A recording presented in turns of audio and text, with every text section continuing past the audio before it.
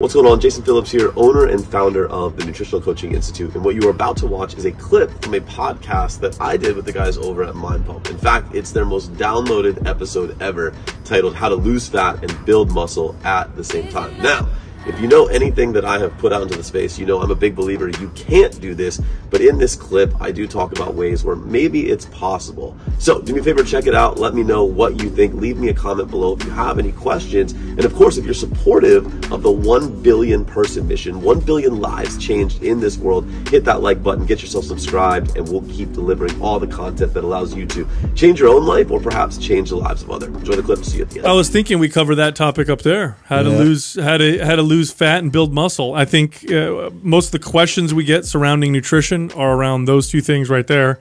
And maybe we can kind of break down how somebody can figure this out for themselves. Fat loss is, I think, it's a multi-billion-dollar industry for a reason, right? I mean, when you look at the stats, I actually had them on like a webinar I did recently. It was like a $6 billion, there's like 6 billion overweight people in the world. And then there's like several million that are classified as obese. So I mean, like when we look at stats in the country, it's fucking absurd. In the U.S., I think we've already hit a majority overweight and 40% obese. So you're looking at almost half of the whole country is considered obese. Yeah, I shared that graph that by 2030 they predict that if we stay on the same trend, that over 50% will be considered obese. Yeah. Now, first thing I'd like to maybe tackle with this, Jason, is the whole changing, losing fat and building muscle at the same time. Right. This is like the super goal, like the ultimate goal, right? How possible is this? What does this look like? What is a diet that does this? How many people do you know that have done this? So I mean, I know we're gonna get flamed, right? And there's gonna be all the there's gonna be all the marketers in the world that are gonna come to me and they're gonna be like, Jason's wrong, but if you can show me peer-reviewed studies that I'm wrong, I'll gladly admit that I am. But just simple science. To lose weight or to lose body fat, you need to be in a calorie deficit. To gain lean tissue, you need to be in a calorie surplus. I mean, physiology hasn't changed. The only exception that I really ever see to the rule is a really low training age.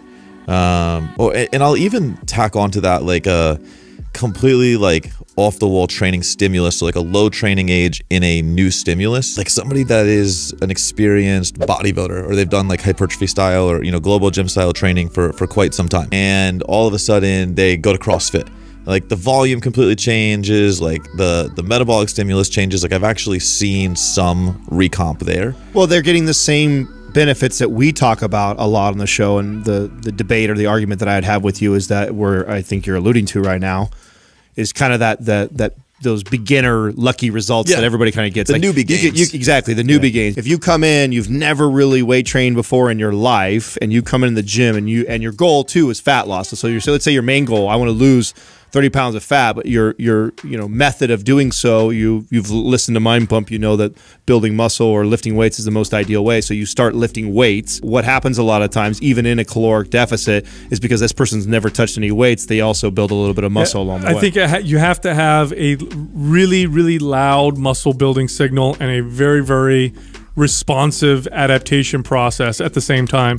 And so that usually happens with beginners, with a lot of novelty, right? So new stimulus or hormonal stimulus like anabolic steroids. Otherwise, it's really hard because building muscle is hard to begin with. Try building muscle while eating low enough calories to also lose body fat. It seems to be kind of competing. So I don't want to use the word like optimized, but like what you just described, I also think comes back to, I would say like for a client, having them at like a homeostatic balance or having them at homeostasis, right? And I think that when we look at this, when we look at fat loss, when we look at muscle building in general, so many people are already doing it from a compromised state, right? Like think of all the different things they've tried, like all the potential metabolic adaptations from the things that they've tried. So they've tried keto, they've tried carnivore, they've tried fasting, they've gone like extreme calorie deficit, extreme calorie deficit, extreme calorie deficit. And now, even if they got on like an appropriate macro plan, they're so metabolically adapted, like they're not going to adapt the same way as somebody who has tried nothing, who has no hormonal issues, has no internal physiological issues, right? They're working closer from homeostatic balance. Therefore, the results are going to happen faster. To your point, Sal, like I used to get I was so hated on in the CrossFit world in the beginning before I got loved by the CrossFit world, right? But I was one of the ones that came in the beginning and I said, fuck paleo. And I was like, this is ridiculous that you guys think paleo is actually going to work long-term in this extreme setting. Or it's ideal, right? Yeah. Just because it works, just because it works for some people doesn't necessarily mean. But it didn't work. And that's so what Sal's saying is 100% true. Like, people were seeing results despite what they were doing, not because of what they were doing. Like you said, when you go in the CrossFit gym, and the first time I went to a CrossFit gym, I had never barbell snatched. I had never clean and jerked, right? I had never front squatted. Like, I didn't even have the fucking mobility to get in a front rack. 2.5, 3 months in, I can front squat 400 pounds because I could back squat 500 at that time, right? So like ratio wise, it worked out. I could all of a sudden power clean, AKA reverse curl, 255. I could somehow heave 150 pounds over my head and try to, overhead squat it. And those weren't because of anything I was doing nutrition-wise or recovery-wise or performance-wise. That's just exposure to the movement. When I used to give seminars, I would say you could achieve the same results in your first 8 to 9 months of CrossFit on paleo, on fasting, on keto, on high carb, on low carb. But I would also go so far as to say you could achieve the same results on 500 calories or 5,000 calories. And I always reference that as a neurological adaptation phase. You're just creating neurological adaptations. You're learning the movements, right? It's all brain. It's all connection in your brain. But at some point, you have to begin physically adapting. And when you start physically adapting, you require fuel and recovery. Like, you have to have the proper fuel substrates for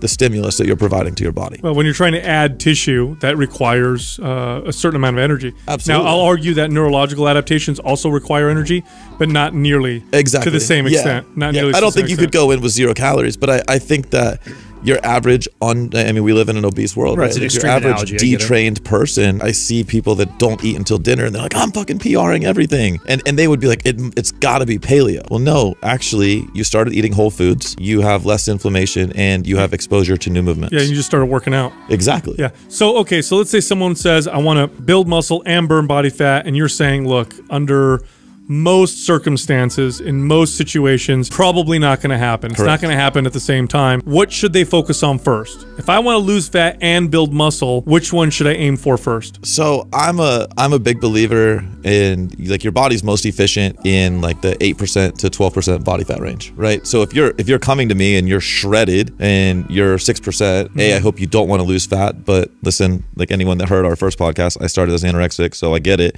But like your average person that's coming to you, if they're in that like 8 to 12% and they're actually like tracking macros, I'd say, hey, like, assuming you don't want to look a certain way on a beach or you don't have any physical things coming up, cool, like we could jump into that. Most people are going to be outside of that scope. They're going to be in the 13, 14, 15, probably 20% and higher. I'm going to advise that you actually get healthy and get your body fat under control. And carrying around excess body fat, there's a host of health issues coming with that. I mean, increased inflammation, then we start looking at the quality of your sleep, then we look at gut health, and then we just start going down the rabbit hole of all the things that's causing in the body. I always live inside of nutritional periodization. Like, that's my big thing. And I think 99.9% of people that come to me want to lose fat first.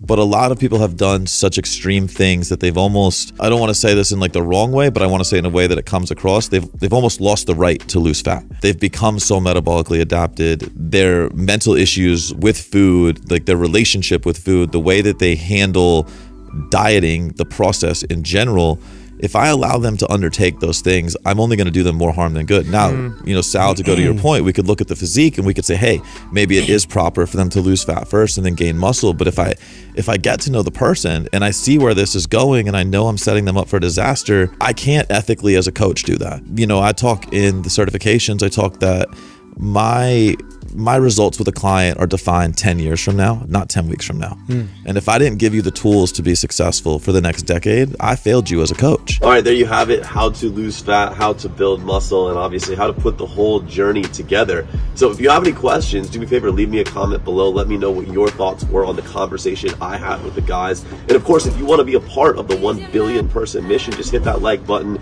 leave me a comment, and definitely get yourself subscribed so I can keep giving you all the resources you need to change your own life or maybe even change the lives of others. And of course, my friends, I appreciate you and I applaud you for always choosing impact over everything.